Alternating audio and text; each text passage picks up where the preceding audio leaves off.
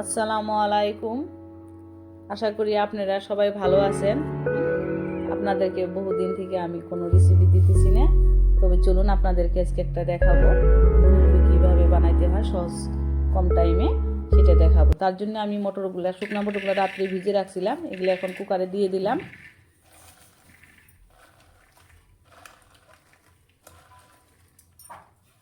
কুকারে এগুলো দিয়ে দিলাম, সবগুলা ভিজা রাখা মটরগুলো। এখানে আমি এখন আলু দিয়ে দিব। আলুগুলো একটু কেটে নিয়ে দিয়ে দিলাম। এখানে জল দিয়ে দিছি, এখন নুন দিয়ে দিব।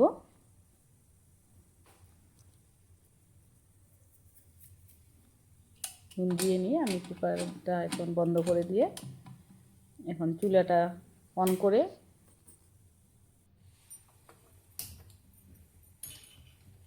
কুকারটা এখন এখানে বসাই দেব। দিয়ে দিলাম।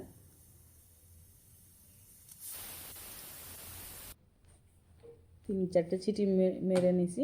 এখন একটা নামাই নিলাম। এখন ঠিকভাবে একদম সিদ্ধটা হয়ে গেছে। এখন আমি এগুলো রেখে দেব।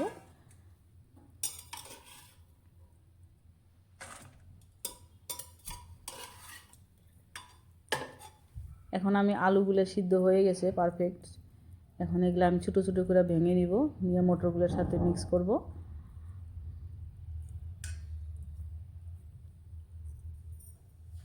কড়াইতে দিয়ে দিছি, একটু সরষের তেল দিয়ে দিব।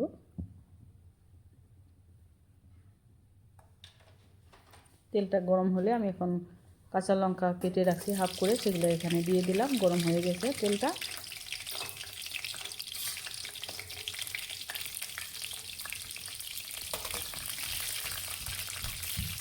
একটু নাড়াই দিলাম। এখানে আমি পেঁয়াজ কুচি, তেজপাতা দিয়ে দিলাম। দিয়ে এগুলো নাড়াইয়া এখন একটু যখন লাল হবে তখন আমি এখানে নুন দিয়ে দিব। একটু লাল হতেছে, এখানে নুন দিয়ে দিব।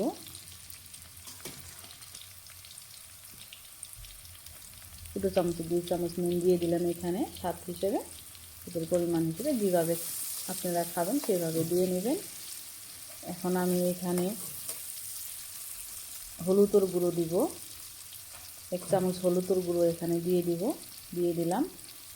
এখন লঙ্কার গুঁড়ো দিয়ে দিলাম 1 চামচ। ধনিয়ার গুঁড়ো দিয়ে দিব। ধনিয়ার গুঁড়ো দিয়ে দিলাম। এখন আমি আগেই আদা, গরম মশলা আর জিরা দিয়ে পেস্ট করে রাখছি, সেগুলাও এখানে দিয়ে দিব। পেস্টগুলো এখানে দিয়ে দিলাম। এখন একটু এগুলো ভালো করে নাড়ায় নিব। নাড়ায় নিয়ে যখন কাঁচা গন্ধটা যাব তখন আমি সিদ্ধ করে রাখা আলু মটরগুলো এখানে দিয়ে দিব। একটু নাড়ায় নিব ভালো করে। দেখেন সুন্দর হয়েছে মশলাটা। এখন এখানে আমি আলু মটরগুলো দিয়ে দিব। আলু মটরগুলো দিয়ে দিলাম। এখন নাড়ায় নিব একটু ভালো করে।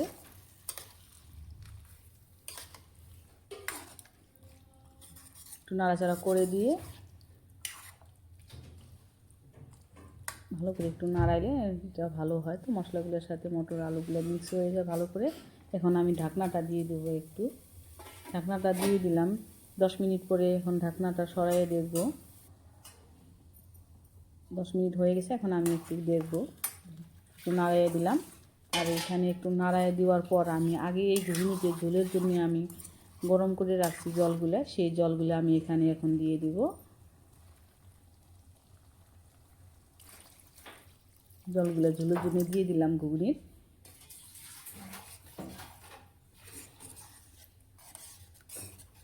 এখন এগুলো আমি একটু নাড়াইয়ে নিব। নাড়াইয়ে নিয়ে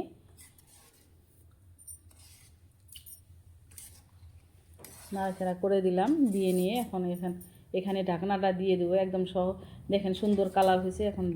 এখন ঢেকে দিতে হবে। এখানে ঢাকনাটা দিয়ে দিলাম। 15 মিনিট 20 মিনিট পরে দেখব ঘুগনিটা কীরকম হলো। একটু নাড়াইয়ে নিলাম।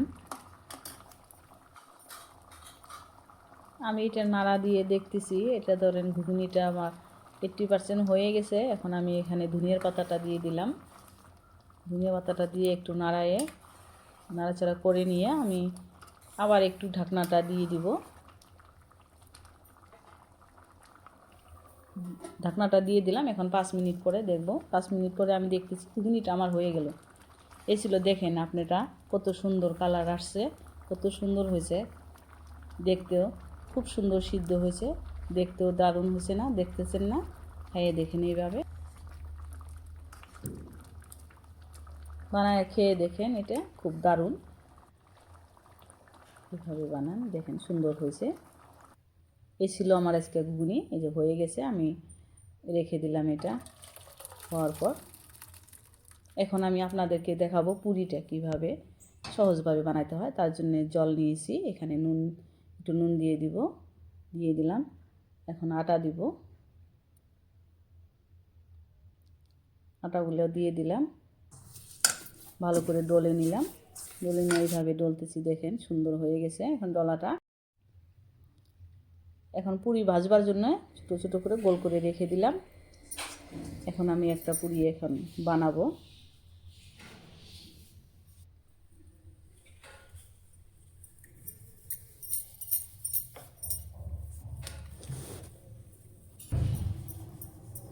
পুরিটা বানানো হয়ে গেল। এখন আমি কড়াইতে দিয়ে দিয়েছি, তাতে এখন তেল দিয়ে দিলাম। তেলটা গরম হয়ে গেছে, পুরিগুলো ভাজার জন্য দিয়ে দিলাম। একটু পুরিটা একটু নড়াচড়া করে দিলাম। দেখেন পুরিটা কিভাবে ফুলতেছে, সুন্দর ফুলতেছে, একদম ভালো কালারও এসে গেছে।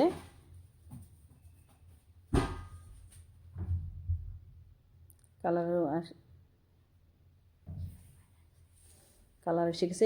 এই ছিল আমার আজকে পুরি। দেখেন কত সুন্দর ফুলছে, কত সুন্দর কালার। এইভাবে পুরি বানায় খেয়ে দেখেন। ভিডিওটা ভালো লাগলে আমাকে লাইক করেন, চ্যানেলটাকে সাবস্ক্রাইব করেন, আমাকে সাপোর্ট করেন।